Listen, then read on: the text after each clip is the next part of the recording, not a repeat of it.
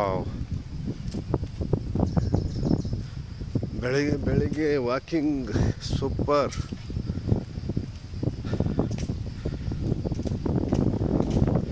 ಎಂಥ ಆಕ್ಸಿಜನ್ ಇದು, super oxygen release.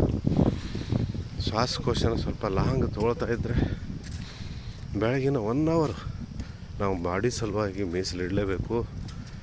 ಪಾರ್ಕ್ಗಳಲ್ಲಿ ಬರಬೇಕು. ಬೆಂಗಳೂರಲ್ಲಿ ಸಿಕ್ಕಾಪಟ್ಟೆ ಪಾರ್ಕ್ಗಳು ಜನರಿಗೋಸ್ಕರ ಮಾಡಿದ್ದಾರೆ.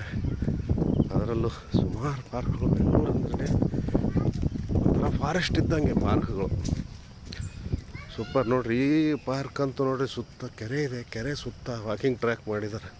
3 ಕಿಲೋಮೀಟ್ರು 1 ರೌಂಡು 2 ರೌಂಡ್ ಮಾಡಿ 6 ಕಿಲೋಮೀಟ್ರ್ ನಡೆದಂಗೆ ಆಗುತ್ತೆ. ಬಟ್ 6 ಕಿಲೋಮೀಟ್ರ್ ನಾವು ನಡೆದೀವಿ ಅಂತ ಅನಿಸೋದೇ ಇಲ್ಲ. ಆ ಥರ ದೃಶ್ಯಗಳು, ಆ ಥರ ಗಿಡ ಮರಗಳು, ಇದು ಆದ ಗಿಡಮರಗಳು. ನಾವೇನೋ ಫಾರೆಸ್ಟಲ್ಲಿ ತಿರುಗಾಡ್ತಾ ಇದ್ದೀವಿ ಅನ್ನೋ ಅನುಭವ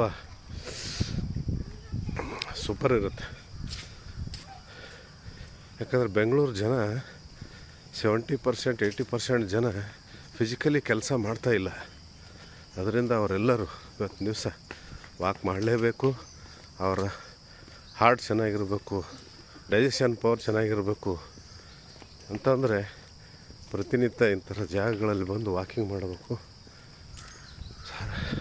ದೀರ್ಘ ಉಸಿರಾಟ ಮಾಡಬೇಕು. ಅಂದರೆ ಆರೋಗ್ಯ ಚೆನ್ನಾಗಿರುತ್ತೆ.